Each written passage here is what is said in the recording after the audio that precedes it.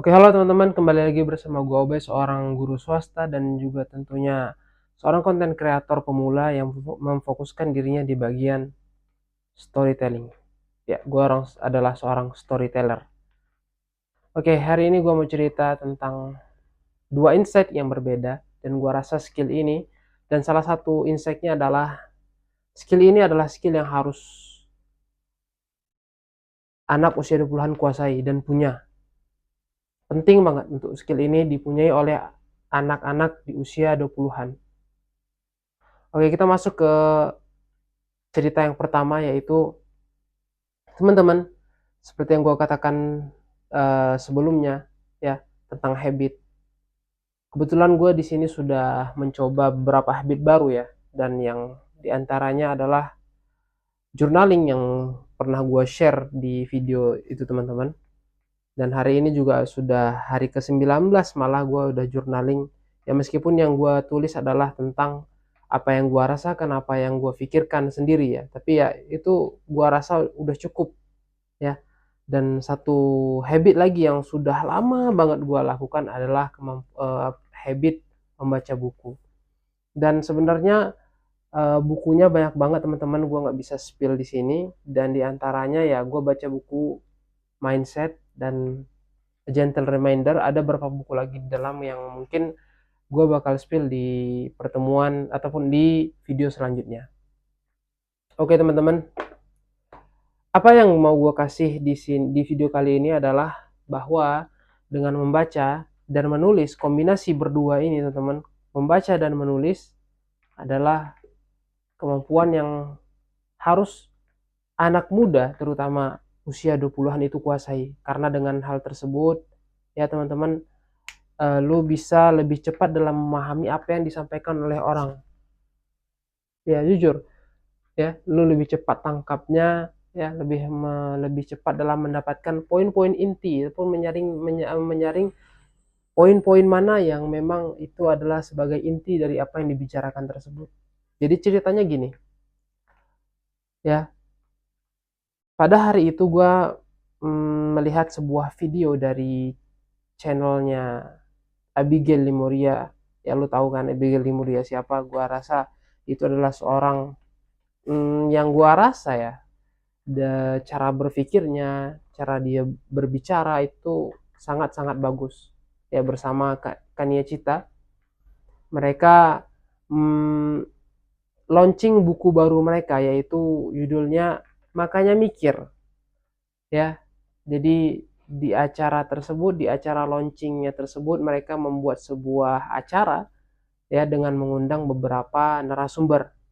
Dan di antara narasumber yang diundang itu banyak sekali. Di antaranya ada Ferry Irwandi, Najwa Shihab, dan tentunya Anies Baswedan, Pak Ahok, dan ya beberapa orang-orang yang bisa gua rasa itu terkenal di entertainnya. Nah, akan tetapi di acara tersebut yang berbicara pertama sekaligus yang memberikan opening adalah seorang Najwa Shihab. Yang Najwa Shihab berbicara tentang hal-hal baru yang itu menambah wawasan baru bagi diri gua gitu ya. Dan wawasan tersebut dihubungkan dengan bukunya Kania Cita dan Abigail, yaitu Makanya Mikir. Dan pasti gua bakal beli bukunya itu, gua udah pre-order ya. Insya Allah bakal nyampe di bulan Maret ini, dari tanggal 6 sampai tanggal 12 Maret. Gue penasaran dengan apa yang ada di dalam buku tersebut. Dan teman-teman harus tahu bahwa dengan kita merutinkan membaca dan menulis ya, itu membuat kita lebih cepat paham dan tanggap dalam memahami apa yang orang bicarakan. Nah, seperti Najwa Shihab yang mengisi opening di acaranya launching bukunya Abigail dan Kania Cita ya. Ketika dia berbicara, gue langsung terpikir ilustrasi apa yang dia bicarakan gitu di dalam otak gue. Langsung muncul ilustrasi yang membuat itu gue lebih cepat paham. Oh ini maksudnya, oh ini intinya, oh itu intisarinya gitu. oh ke sini larinya, oh ke situ larinya, begitu teman-teman. Ya, jadi dengan banyaknya kita membaca dan dengan dibarengi juga dengan menulis, ya itu tentunya lebih membuat kita cepat paham dengan apa yang disampaikan orang kepada kita. Dan satu lagi, satu insight lagi, yang satu uh, hal lagi yang ingin gue bicarakan seperti yang di awal tadi, yaitu skill yang harus uh, akuisisi ataupun dimiliki oleh anak-anak usia 20-an sekarang adalah skill untuk bertahan. Ya, skill bertahan teman-teman. Ya, meskipun seberat apapun cobaannya, ya seberat apapun rintangannya, halangannya, hadangannya, ya. Kalau teman-teman cuma fokus untuk bertahan aja dan tidak memilih untuk menyerah, ya bertahan dan tentunya sembari mencari solusi, ya. Tetapi bukan yang solusi yang gimana-gimana banget gitu, harus panik, itu harus cepat solusinya, enggak. Pelan aja teman-teman. Ya, berusaha untuk memberikan apa namanya, langkah dari hari ke hari. Meskipun cuma satu langkah atau dua langkah mencari solusinya, udah cukup teman-teman. Karena gue sendiri mengalami hal yang sama. Ya, oke, gini lah ceritanya. Gue kan kerja di dua lembaga ya. Yang pertama di sekolah, yang kedua sorenya di NK. Ya, rumah rumah tahfiz ya istilahnya gitu. Nah, di rumah tahfiz ini gue memiliki tuntutan yang gue rasa itu terlalu berat gitu. Jadi ya kata yang punyanya, dia ingin mendapatkan 5 murid baru gitu setiap bulan. Sementara di sini, daerah sini di kawasan gua ini itu banyak banget saingannya gitu. Jadi agak sulit untuk mendapatkan 5 orang gitu. Jadi ya itulah yang membuat gue juga pikiran terus gitu kan. Karena kalau nggak dapat 5 orang tersebut dalam setiap bulan, maka gue otomatis diganti. Ya ataupun di selesai kontraknya lah, atau dipecat lah mungkin bahasa kasarnya ya gitu. Nah, jadi gue berpikir gitu gimana ya solusinya gitu kan. Apakah gue mikir untuk ya pokoknya gue pulang aja dah daripada gue merantau kayak capek gitu kan. Tapi gue ngambil dari segi yang lain, coba dulu bertahan gitu sampai ada solusi, sampai ada seorang kawan yang menawarkan udah kesini aja, udah kesini aja lah gitu kan kata dia, ke tempat baru gitu. Oke, dia kasih tahu gua tuh teman-teman 1 minggu atau 2 minggu sebelum sebelum gua memutuskan ya untuk apa namanya, untuk kayaknya udah deh gua nggak mau dirantau lagi, udah capek di perantauan gitu kan. Nah, dia kasih solusi gitu. Akhirnya gua dia kasih solusi, kemudian gua kontak lah pihak yang tempat kerja baru gua gini, pihak tempat kerja baru itu gitu kan. Dan setelah gua hubungi, gua rasa cocok, ya udah, gue tinggal pindah gitu. Dan rupanya bertahan aja teman-teman, ya bertahan sembari mencari solusi. Mungkin ya teman-teman nggak perlu cari solusi yang gimana-gimana banget, cukup satu langkah atau dua langkah setiap hari gitu kan, mencari tahu atau mencari ya penggantinya, itu bakal mendekatkan teman-teman sendiri ke solusinya. Karena pada akhirnya teman-teman, ya masalah-masalah yang kita hadapi ini pasti akan berakhir. Sama seperti ketika kita menghadapi beberapa rintangan yang pernah kita lalui dalam kehidupan. Mungkin teman-teman uh, merasa saat ini saat yang paling krusial, saat-saat yang paling berat gitu dalam hidup. Tapi coba teman-teman pikir ke masa-masa kita dulu gitu. Ketika kita SD, karena gua termasuk orang yang masih merasakan yang nama ujian nasional ya UN, kita pasti tahu dan semua pasti tahu gimana meresahkannya itu, mencemaskannya ujian nasional tersebut. Karena kalau kita nggak lulus, kita otomatis harus mengulang setahun lagi. Dan dulu kan UN nggak semudah sekarang gitu kan. Dulu harus ngebulet-buletin dulu nama-namanya, kemudian nomornya, kemudian jawabannya, kemudian diperiksa, kemudian kalau nggak lulus ya gua harus ngulang setahun lagi. Itu kan titik-titik terberat juga di antaranya gitu kan. Kita membulatkan itu harus pas, nggak boleh lewat gitu. Karena kalau lewat nggak akan terbaca dan lain sebagainya lah. Ya, kemudian setelah kita melewati itu, kita syukurnya alhamdulillahnya lulus, selesai satu. Nah, setelah selesai itu kita bingung gitu kan, mau melanjutkan kemana, ke SMP mana gitu. Ada orang tua yang mengatakan kesinilah, kita pengennya ke situ, tapi ujung-ujungnya kita ikut sama orang tua, ya. Orang tua kita ngarahkan ke situ, oke kita ke situ gitu. Nyoba ke situ akhirnya. Nah, setelah SMP berjalan beberapa tahun, selama 3 tahun, sampailah kita di kelas 3 SMP. Dan saat itu juga masih ada UN, ujian nasional. Di situ juga gue bimbang gitu kan. Mungkin teman-teman semua juga bimbang dan pasti resah gitu kan. Kalau gue nggak lulus otomatis gue ngulang lagi setahun gitu. Pasti itu yang ditakutkan oleh setiap kita ya, sebagai uh, anak yang pada saat itu masih menghadapi yang nama ujian nasional. Karena itu penentu, kalau misalnya nggak lulus ya lu harus ngulang setahun lagi ya. Setelah kita laksanakan, kita belajar juga yang terbaik ya, kita ujian, tiba-tiba lulus, selesai. Sesuatu yang kita khawatirkan itu kadang ya sering nggak terjadi gitu. Sesuatu yang kita takutkan, kita khawatirkan justru nggak terjadi. Nah, ketika kita SMA begitu juga hal yang sama. Bahkan bukan ketika SMA, ketika kita selesai ujian nasional kita juga bingung ini mau masuk SMA kemana gitu. Ini mau SMA apa SMK ya.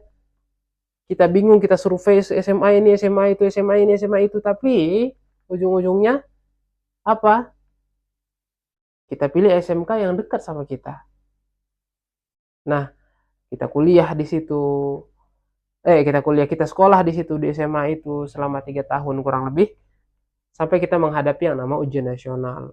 Karena saat itu kalau gua rasa itu adalah tahun pertama gua ya, tahun pertama angkatan yang mungkin mengadakan ujian nasional berbasis komputer. Kalau nggak salah gue seperti itu, tahun 2017 waktu itu, kalau nggak salah.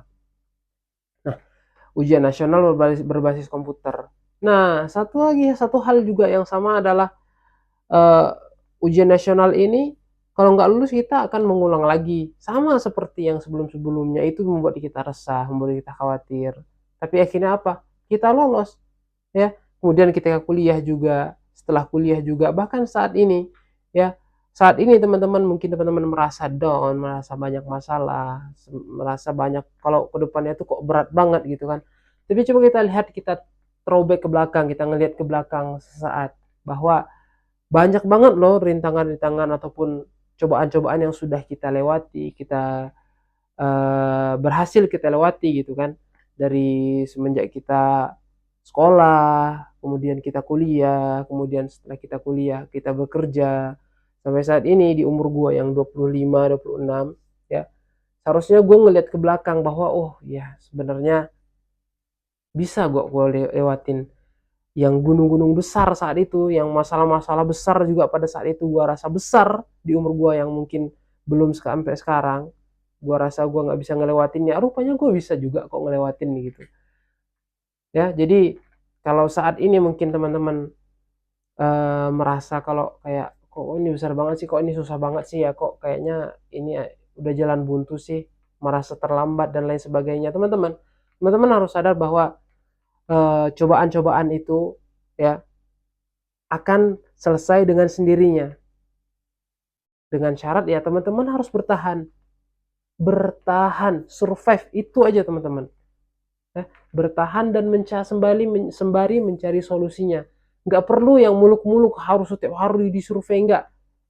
Ketika teman-teman terpikir apa solusinya, coba ditanyakan, coba dicari solusinya, kemudian dijalankan. Nggak perlu yang oh harus setiap hari, no teman-teman. Ketika teman-teman kepingin untuk kerjakan solusinya ya, karena itu akan menyelesaikan masalah teman-teman pribadi. Karena kenapa seperti itu? Ya karena gue adalah contoh hidupnya teman-teman. Gue berpikir untuk pulang dari perantauan karena ya sekarang gue dirantau gitu kan. Karena kerja juga ya udah gimana ya kerja ya, gaji pas-pasan gitu kan sebagai guru swasta gitu di perantauan lagi. Tapi ya gue rasa semoga ini akan menjadi video yang mengingatkan gue juga pada kesempatan kedepannya bahwa masalah-masalah yang gue rasa berat ini pasti akan berakhir. Masalah-masalah yang gue hadapi saat ini, yang gue rasa kayak semriwet banget gitu, banyak banget sampai kusut gitu kan, nggak tahu mulai dari mana. Gue rasa bahkan selesai dengan sendirinya, tapi dengan syarat apa? Ya, gue harus bertahan gitu. Gue harus survive, gue harus mencoba mencari solusinya dan mencoba untuk menyelesaikannya sedikit demi sedikit. Nggak perlu hari ini harus 10, harus 11, 12, 10. Tapi hari kedua ketiganya ya progresnya nggak ada gitu kan. Jadi ya itulah skill yang mungkin harus anak muda ya terutama usia 20-an yang saat ini mungkin menghadapi yang namanya quarter life crisis ya. Itu adalah hal yang wajar banget. Tuntutan orang tua. Orang tua mungkin nggak menuntut kita untuk jadi seperti orang yang luar sana yang sukses punya 100 miliar 1 M ataupun 100 juta pertamanya, enggak. Orang tua mungkin ya ingin kita bisa bertahan hidup saja. Semoga kita bisa sukses, itu yang diinginkan orang tua, sesimpel itu. Dan jangan sesekali kita berpikir untuk mengakhiri hidup. Jangan teman-teman, sayang. Karena banyak banget orang yang berpikir bahwa dengan mengakhiri hidup semua masalahnya selesai, padahal enggak. Justru dengan mengakhiri hidup masalah-masalah dia ya, serta masalah-masalah mungkin masalah orang tuanya, masalah adiknya itu nggak akan terselesaikan. Jadi ya, terutama lu anak pertama, ya anak pertama lu harus kuat, bahu lu harus tegap terus gitu. Kadang kita sebagai perantauan harus tetap bilang kepada orang tua kita dalam keadaan baik-baik saja, padahal kita nggak dalam keadaan baik-baik saja gitu. Tapi ya, ini akan indah pada waktunya teman-teman.